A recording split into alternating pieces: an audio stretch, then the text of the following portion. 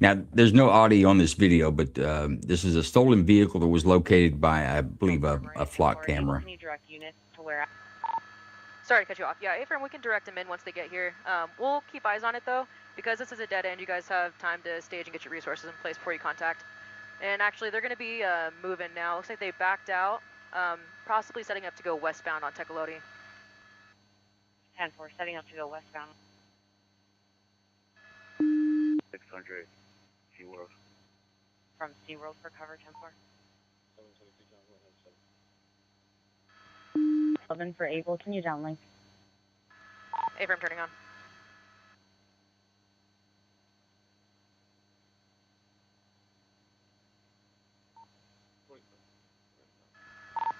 And it will confirm he's going westbound Tecolote, out back towards Marina. 10-4 westbound towards Marina. Further on the 647F call, second RP calling in saying that the 12 Sam 97 at Marina Tecolote. Able, 2 units behind it. Let me know when you guys light it up.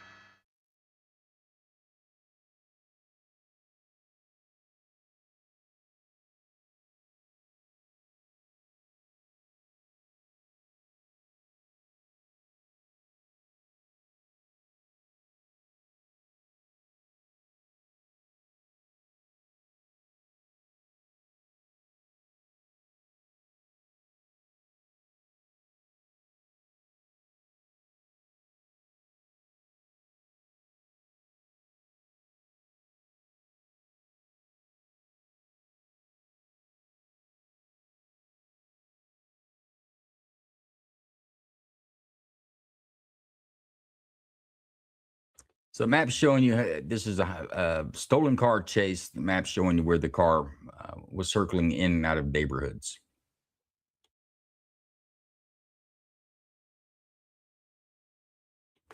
In the blue circle there, they're showing you the locations of 2 officers that are ahead of the pursuit, and they're laying out spike strips to... The driver was seen messing around in the passenger seat. It's unknown if they grabbed something. You're not transmitting. 70 Sam, once she gets back out of this residential community, we will terminate.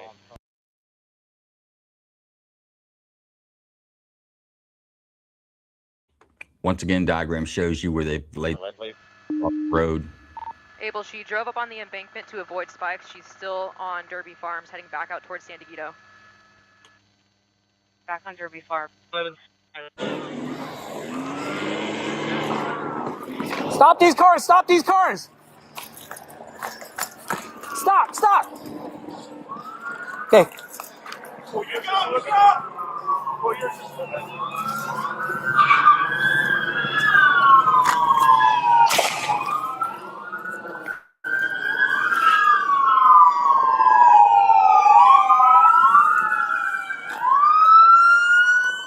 611 Sam, a shot into the windshield.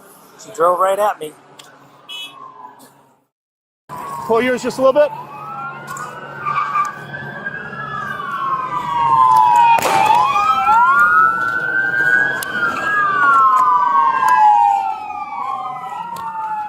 Go, go, go, go, go, go, go.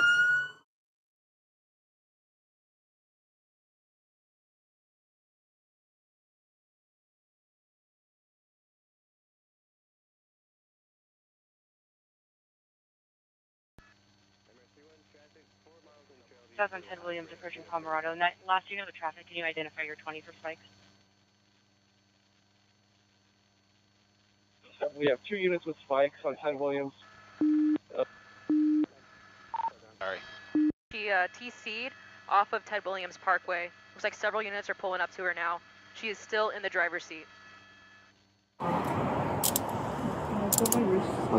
Yeah, hold on. Let me move this one loose so you can get that. Just follow.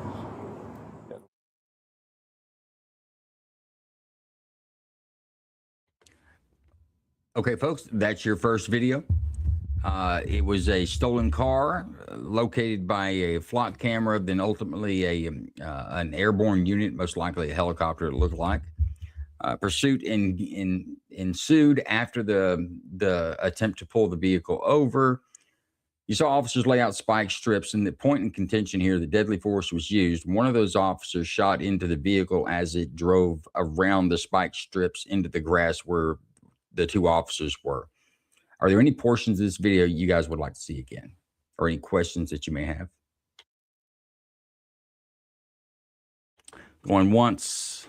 How about the shoot? Let's how about we watch the shoot again? Maybe. Is my audio working? I'm not hearing anything from anyone. Got you loud and clear on my end.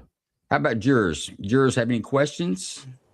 We could watch the part again where she was driving away from the spike strips. All right, let's do that. Let me add that back to the stage.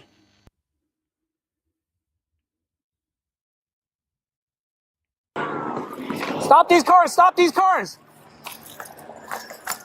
Stop! Stop! Okay. Look out!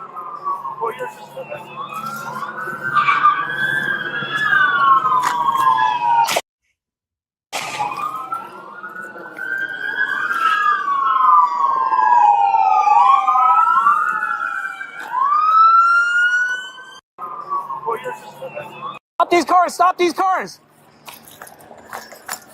Stop! Stop! Okay. Look out!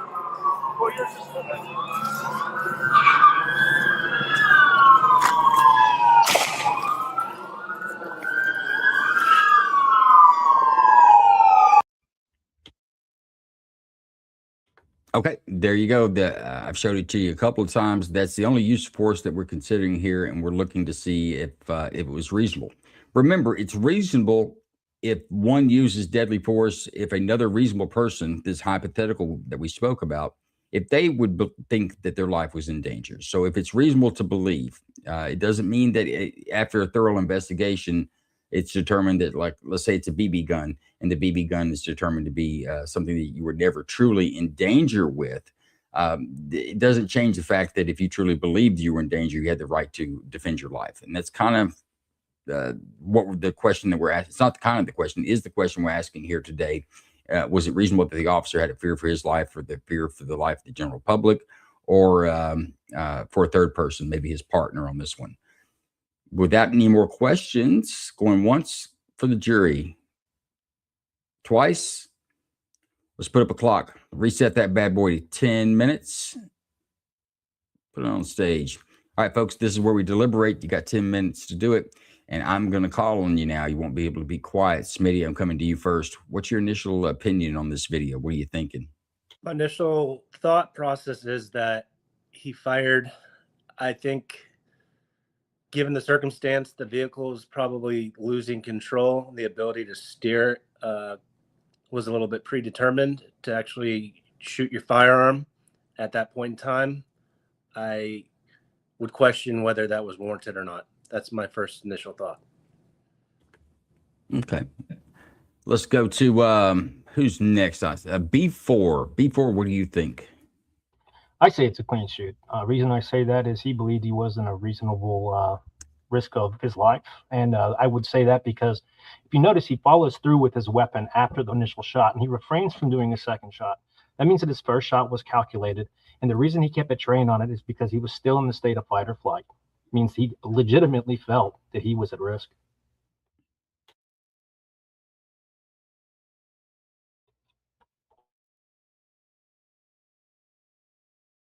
You're on mute, Joe. I'll get it down tonight.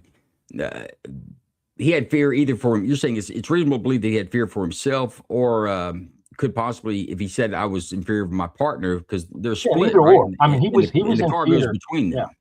Sorry, I didn't mean to cut you off. I just, definitely he's in fear. I see the fear. You could see the fear in his demeanor, and he had a very calm voice when he iterated his whatever his command to the dispatch or whatever, telling them that there was a shooting.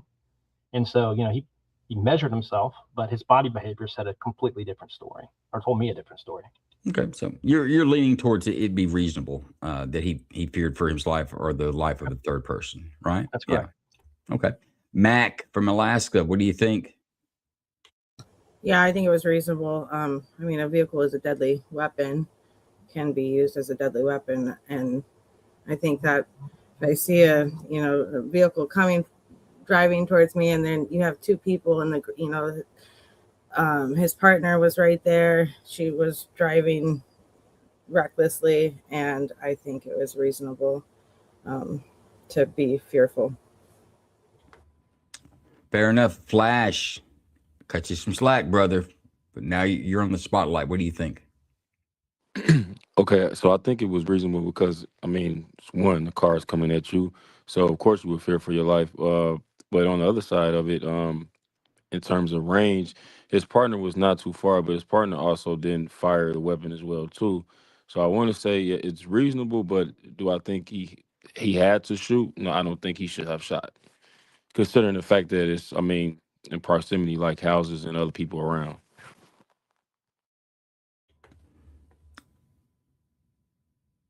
Okay. So you're leaning towards it's reasonable that he shot, but you don't think he should have shot. I don't. I'm not sure if I understand. Absolutely, I believe it's reasonable. I mean, for the situation, but I mean, discretion. I mean, would have shot? No, I wouldn't have shot. I mean, you expect her to. She's evading the strips, so I mean, you already know what she's gonna do next. You know that. You know she's gonna do that. I mean, but did she actually drive the car into him? You know No. she's gonna do. I'm sorry. You know she's gonna do what?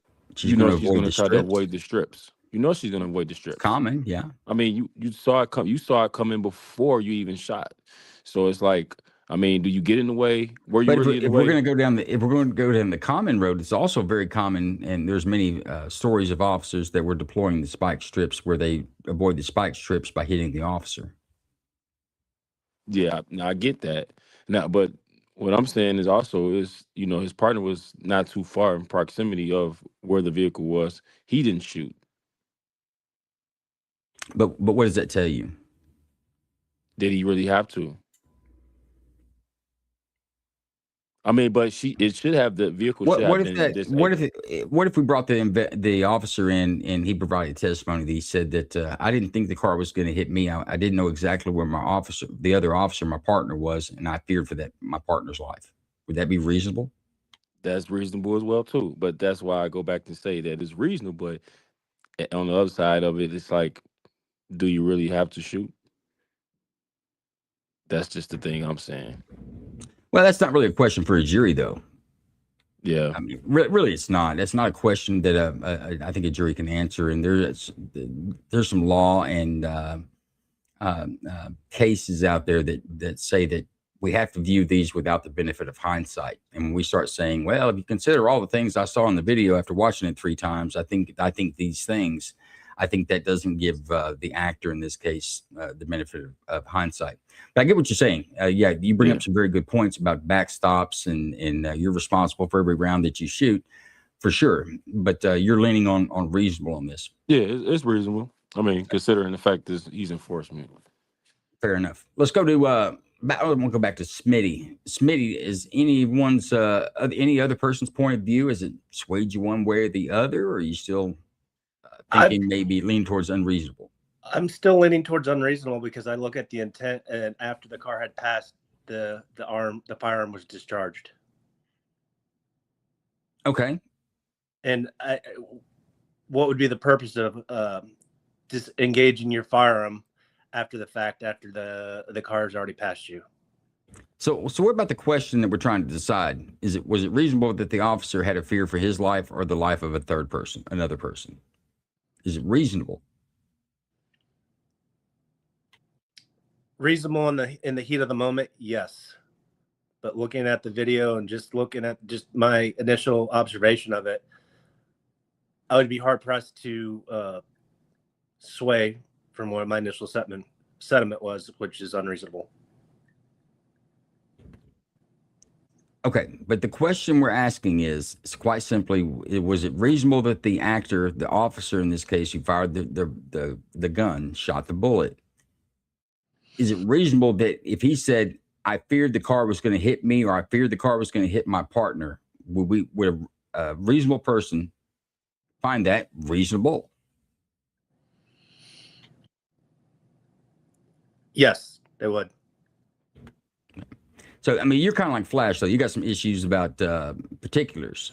I look at this just the moment that the firearm was engaged is where I would struggle with. But in the heat of, well, yeah, it was reasonable that he feared for his life or the threat of others. But I think there was other mechanisms that they were utilizing to stop the vehicle at that point in time. And so that's why I struggle. Is it necessary to draw your firearm? Yeah. Well, I mean, none of those tactics they employed to stop the vehicle did. The vehicle wound up just crashing on its own. Sound like they were setting up on the radio maybe to get another set of spike strips out there to try to slow the pursuit down. But yeah, I don't know about the rest of that, but I'm hearing reasonable. We're at 2 minutes. Anybody have, you know what? We're not going to do that. Let's go to a vote. I'm going to come to you first. B4, what's your vote? Reasonable or not? I say reasonable. There's one for reasonable. Miss Kitty, reasonable or not? Reasonable. There's two for reasonable. Michaela, Mac 10 out of Alaska, how say you? Reasonable. And Flash, your vote, sir. Reasonable. And Smitty, which side are you going to lay on? Reasonable or unreasonable? I go with reasonable. There we go. Bruce, post us a verdict. Reasonable force.